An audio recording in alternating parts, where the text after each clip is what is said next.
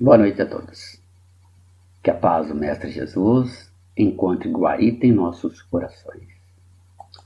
Hoje vamos fazer mais uma preleção para os nossos estudos, mas antes de nós iniciarmos, vamos fazer uma pequena prece, elevando nossos pensamentos a Jesus, Mestre amado, pedindo o seu amparo nesses momentos felizes que nos encontramos, aonde vamos tomar conhecimento de mais algumas lições do Evangelho.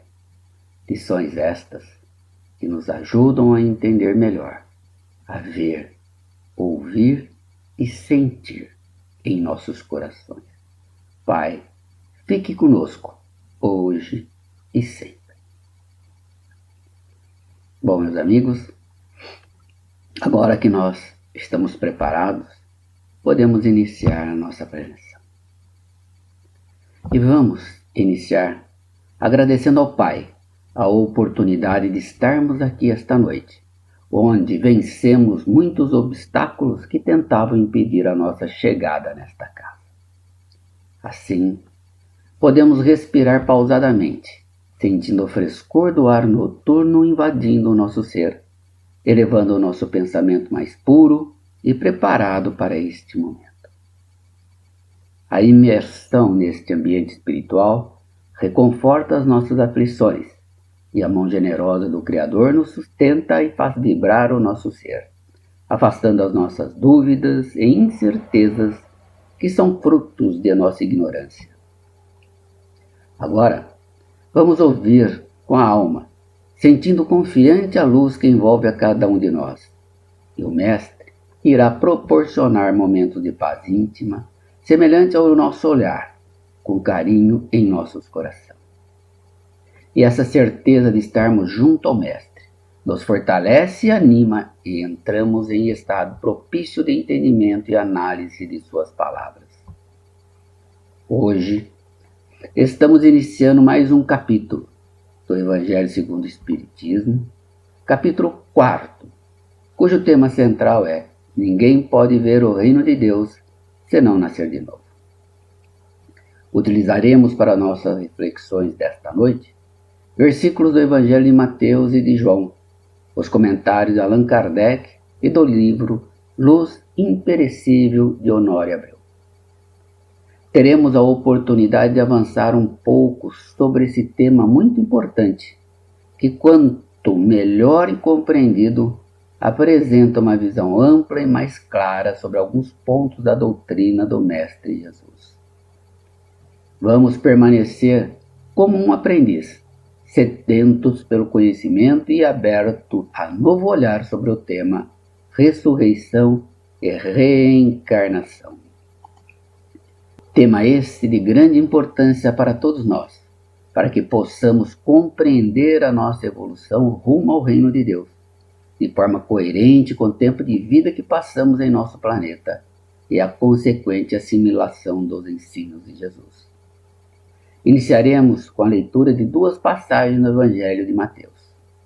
A primeira: Jesus, tendo vindo às cercanias de Cesareia de Filipe, interrogou assim seus discípulos: que dizem os homens com relação ao Filho do Homem? Quem dizes que eu sou? Eles lhes responderam: dizem uns que és João Batista, outros que Elias, outros que Jeremias, ou algum dos profetas. Perguntou-lhes Jesus: e vós, quem dizeis que eu sou? Simão Pedro, tomando a palavra, respondeu: tu és o Cristo, o Filho do Deus vivo. Replicou-lhe Jesus: bem-aventurado és, Simão Pedro, filho de Jonas, porque não foram a carne nem o sangue que isso te revelaram, mas meu Pai que está nos céus. Isso está em Mateus, no capítulo 16, versículo de 13 a 17.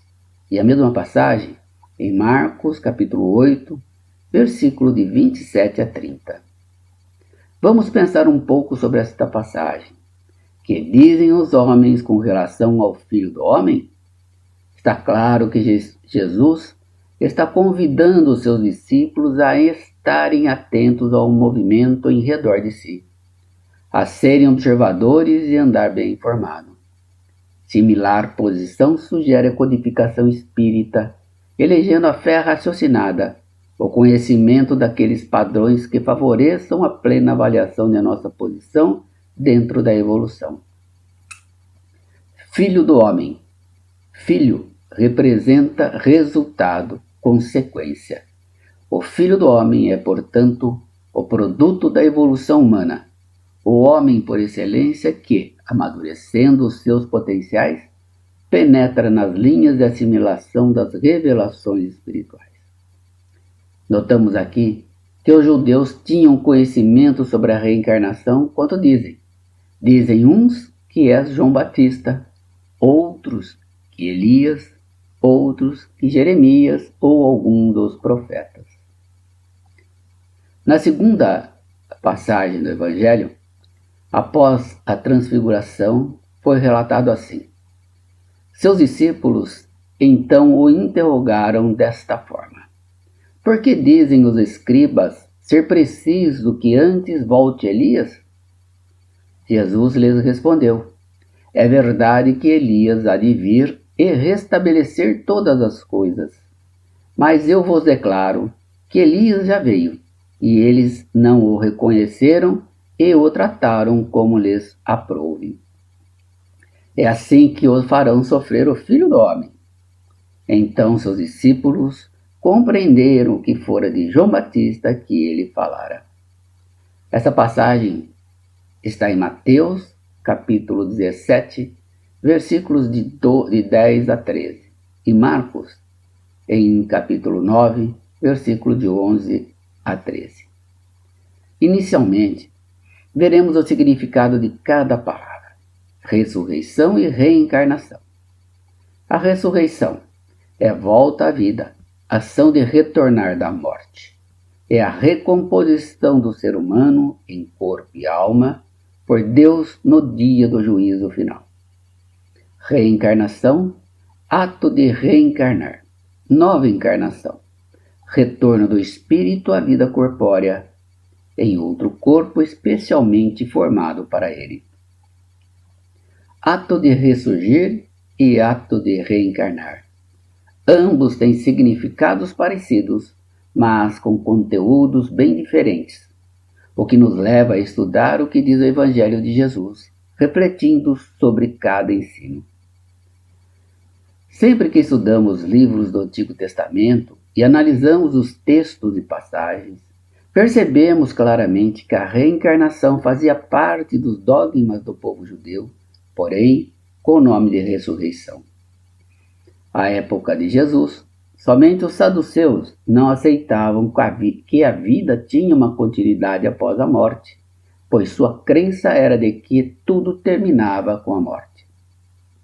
As ideias dos judeus sobre este ponto, como sobre muitos outros, não estavam claramente definidas, porque eles apenas tinham vagas e incompletas noções acerca da alma e da sua ligação com o corpo.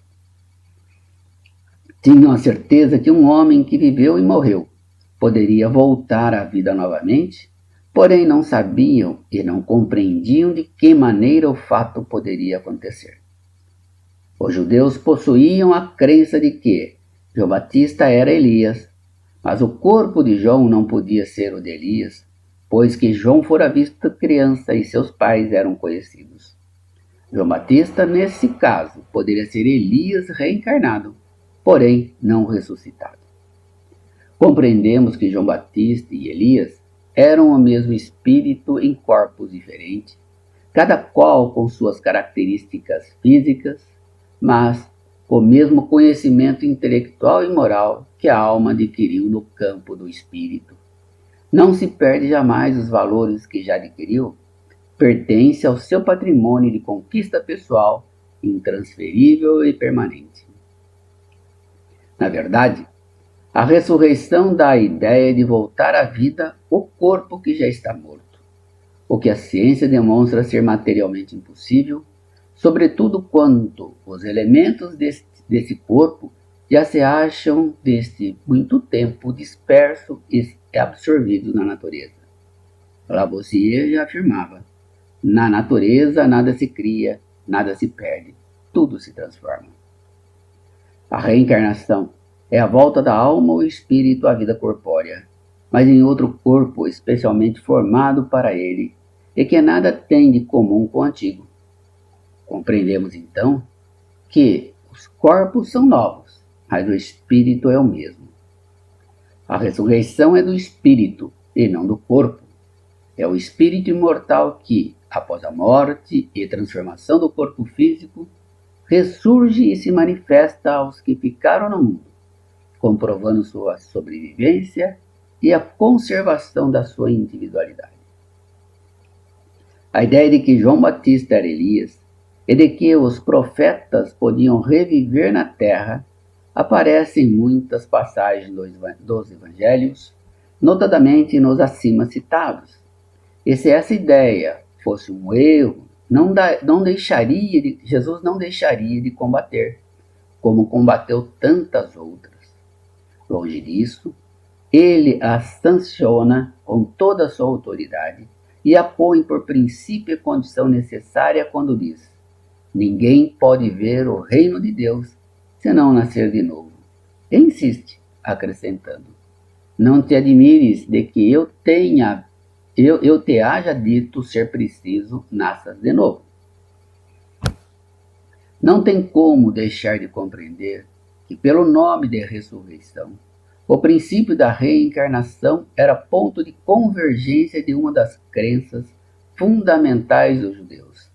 É tão verdadeira que Jesus e os profetas confirmaram de modo formal. Negar a reencarnação é negar as palavras do Cristo. É certo que suas palavras, sendo refletidas e meditadas sem ideias preconcebidas, serão reconhecidas e autorizadas quanto a esse ponto e também em relação a muitos outros. A autoridade da palavra do Cristo, do ponto de vista religioso, é incorporada do ponto de vista filosófico pelas observações dos fatos. Quando a ciência trata de remontar dos efeitos às causas, a reencarnação surge como uma necessidade absoluta, como condição inerente à própria humanidade. Em outras palavras, como lei da natureza. Só ela pode dizer ao homem de onde ele vem, para onde vai, por que está na terra, e justificar todas as anomalias e todas as aparentes injustiças que a vida apresenta. Sem o princípio da pré-existência da alma e da pluralidade das existências, ficam sem compreensão, em sua maioria, as máximas do Evangelho. Razão esta, porque tão contraditórias interpretações há. Este é o princípio que abre o verdadeiro sentido das palavras do Cristo. Em outra passagem, nós vamos ver: ora, entre os fariseus havia um homem chamado Nicodemos, senador dos judeus, que veio à noite ter com Jesus. Ele disse: Mestre, sabemos que vieste da parte de Deus para nos instruir como um doutor, porquanto ninguém poderia fazer os milagres que fazes, se Deus não estivesse com ele. Jesus lhes respondeu: em verdade digo-te, ninguém pode ver o reino de Deus se não nascer de novo. Disse-lhe Nicodemos: como pode nascer um homem já velho? Pode tornar a entrar no ventre de sua mãe para nascer segunda vez? Retorquiu-lhe Jesus: em verdade digo-te, se um homem não renasce da água e do Espírito, não pode entrar no reino de Deus. O que é nascido da carne é carne, e o que é nascido do Espírito é Espírito. Não te admires que eu te haja dito ser preciso que nasças de novo. O Espírito sopra onde quer, e ouves a sua voz, mas não sabes de onde ele vem, nem para onde vai. O mesmo se dá com todo homem que é nascido do Espírito. Respondeu-lhe Nicodemos: como isso pode fazer? Jesus lhe observou: pois que? És mestre em Israel e ignoras essas coisas? Digo-te em verdade, que não dizemos senão o que sabemos, e que não damos testemunho senão do que temos visto. Entretanto, não aceitas o nosso testemunho. Mas, se não me credes quando vos falo das coisas da terra, como me crereis quando vos fale das coisas do céu? Essa passagem do Evangelho está no Evangelho de João, capítulo 3, versículos de 1 a 12.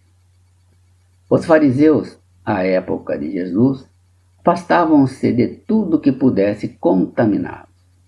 Esmeravam-se na observância da lei que examinavam em minúcias. Nada obstante, suas preocupações com sua aplicação por parte dos semelhantes mantinham-se a nível pessoal indiferentes. Por esta razão, a expressão fariseu permanece caracterizando a individualidade que sabe e não faz. Em verdade digo-te, ninguém pode ver o reino de Deus senão nascer de novo. Jesus afirma que, sem nascer de novo, ou seja, reencarnar, retornar às experiências da carne, não nos seria possível identificar os parâmetros da existência de Deus e de sua presença dentro de nós. Dava a entender ainda, com sabedoria e de modo indireto, que nas recapitulações reencarnatórias o ser deverá empenhar-se em favorecer o nascimento de uma nova mentalidade positiva e gratificante, que poderá no devido tempo aos anseios que responderá no devido tempo aos anseios de felicidade. A afirmativa não pode ver o reino de Deus é incisiva e restrita. Somente pela assimilação de recursos que a reencarnação proporciona, estará a criatura capacitada a visualizar padrões que lhe assegurarão o avanço no rumo do equilíbrio e da paz. Como pode nascer um homem já velho? Pode tornar a entrar no ventre de sua mãe para nascer segunda vez? Esta pergunta de Nicodemos concluía de modo objetivo a impropriedade de o espírito retornar com seu antigo equipamento carnal ao ventre de sua mãe. Se um homem não renasce da água e do espírito, não pode entrar no reino de Deus. É a lei. A reencarnação estará presente enquanto necessitamos recolher o conteúdo indispensável ao aperfeiçoamento nos seus vários níveis. A significação do termo água não está empregada na acepção que lhe é própria. Na época, os conhecimentos eram imperfeitos sobre as ciências físicas. Eles acreditavam que a Terra saíra das águas e por isso consideravam a água como elemento gerador absoluto. Assim é que em Gênesis, capítulo 1, se lê: o Espírito de Deus era levado sobre as águas, flutuava sobre as águas. Que o firmamento seja feito no meio das águas. Que as águas que estão debaixo do céu se reúnam em um só lugar e que apareça o elemento árido. Que as águas produzam animais vivos, que nadem na água, e pássaros que voem sobre a terra e sob o firmamento. Segundo essa crença, a água se tornara o símbolo da natureza material, como o espírito era o da natureza inteligente. Estas palavras, se o homem não renasce da água e do espírito, ou em água e em espírito, significa: se o homem não renasce com o seu corpo e sua alma. É nesse sentido que a princípio os compreenderam. Tal interpretação se justifica, aliás, por estas outras palavras: o que é nascido da carne é carne, e o que é nascido do espírito é espírito. Jesus estabelece aí uma distinção positiva entre o espírito e o corpo. O o que é nascido da carne é carne. Indica claramente que só o corpo procede do corpo e que o espírito é independente dele, pois somente Deus pode criar o espírito. O espírito sopra onde quer. Ouve-lhes a voz, mas não sabes de onde ele vem, nem para onde vai. Pode-se entender de duas maneiras. A primeira, como sendo o Espírito de Deus, que dá vida a quem ele quer, e por ser onipresente, está em toda parte, mas não podemos localizá-lo. A segunda, como sendo o espírito do homem que, ao reencarnar, esquece suas experiências anteriores. Significa que ninguém sabe o que foi, nem o que será o espírito. Se o espírito ou alma fosse criado ao mesmo tempo que o corpo, saber-se-ia de onde ele veio, pois que se lhe conheceria o começo. Como quer que seja, essa passagem consagra o princípio da pré-existência da alma e, por consequente, o da pluralidade das existências. Pois que és mestre em Israel, ignoras estas coisas? Com esta resposta, Jesus deixava entender que, ao lado de uma ampla cultura, podem permanecer significativas expressões de ignorância, a exigirem posturas de decisiva humildade, nem sempre possível de se adotar em decorrência das capas do personalismo que ainda trajamos e alimentamos, através dos títulos exteriores que cultivamos nos milênios.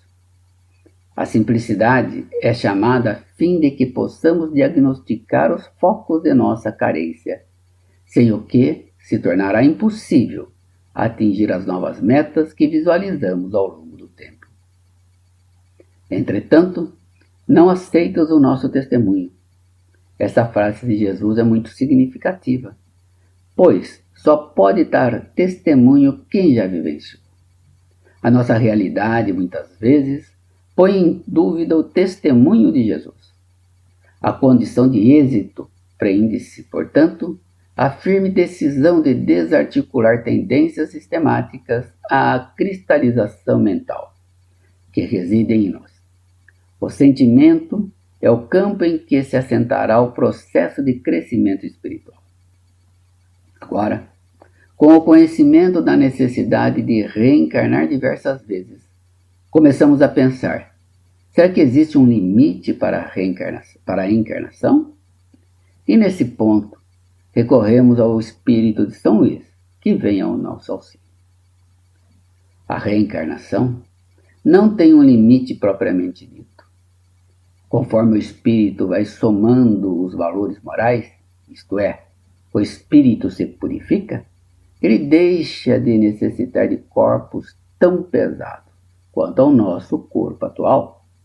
Assim que o espírito adquira qualidades morais que o planeta lhe ofereça, vai a mundos mais adiantados, onde o corpo é menos compacto, menos pesado e menos grosseiro, tendo como consequência menos vicissitudes. Conforme o mundo em que é levado a viver, o espírito reveste o corpo apropriado à natureza desse mundo. Vai deste modo, tornando-se cada vez mais etéreo, até a depuração completa, que é a condição de espíritos puros. O estado de desprendimento em que se encontram lhes permite ir a toda parte onde os chamem as missões que lhes estejam confiadas. Se considerarmos do ponto de vista material a encarnação, tal como se verifica na Terra, poder-se-ia dizer que ela se limita aos mundos inferiores. Depende, portanto, do espírito libertar-se dela mais ou menos rapidamente, trabalhando pela sua purificação. Deve também considerar-se que, no estado de desencarnado, isto é, no intervalo das existências corporais, a situação do espírito guarda relação com a natureza do mundo a que o liga o grau de seu adiantamento. Assim, na erraticidade, é ele mais ou menos ditoso, livre e esclarecido, conforme está mais ou menos desmaterializado. A reencarnação é uma lei natural, portanto, divina, que nos assegura oportunidades constantes de progresso espiritual até atingirmos a condição de espíritos puros. Utilizemos, portanto, cada dia da nossa existência para tornar-nos melhores e, assim, mais rapidamente adentrar o reino de Deus. E ainda nos estimula o progresso incessante, animando-nos a lutar sempre pelo melhor, estudando constantemente e construindo não apenas para o dia de hoje, mas para o amanhã da humanidade e o nosso, porque por aqui retornaremos pela reencarnação. Obrigado a todos, uma boa noite. Amigos, depois de nós ouvirmos a preleção, nós sempre temos em nossos corações mais aliviados, mais em paz, e podemos, deste modo, estarmos preparados para fazermos caridade, a caridade da vibração. E eu convido todos vocês agora para a nossa vibração. E elevando o nosso pensamento a Jesus, Mestre amado, vamos dirigir-nos mentalmente a cada um dos nossos familiares, a quem Deus outorgou para nós nesta existência, para que convivêssemos, nos acertássemos e nos ajudássemos mutuamente. Então vamos até eles, abraçarmos, principalmente para aquele familiar um pouco mais difícil, apertando ele ao nosso coração e dizendo do fundo da nossa alma: irmão, nós podemos ter diferença, mas nós amamos e nos queremos bem. Vamos prosseguir juntos rumo ao Senhor. Vibremos então pelos nossos familiares.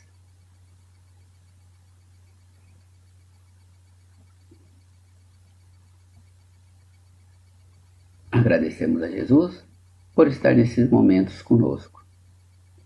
Nós também temos sempre um amigo, um companheiro, alguém que nos pede oração. Vamos até esse amigo, abraçá-lo, segurar firmemente em suas mãos, para que ele sinta o poder do amor do Cristo, que ele não está só e nem desamparado em todos os momentos mais difíceis, e ele pode contar com a nossa colaboração.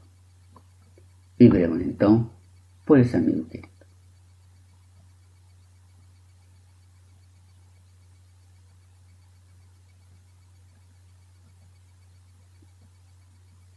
Agradecemos a Jesus por podermos nos acompanhar em nossa vibração, nossa caridade para com nossos próximos. E assim vamos nos despedindo de Jesus nesse momento de oração, pedindo para que Ele nos acompanhe sempre, para que nós não o abandonemos na nossa caminhada, pelas nossas diversas reencarnações, por diversos momentos, até o final dos tempos. Obrigado, Jesus, e obrigado a todos vocês por mais este dia. Até mais.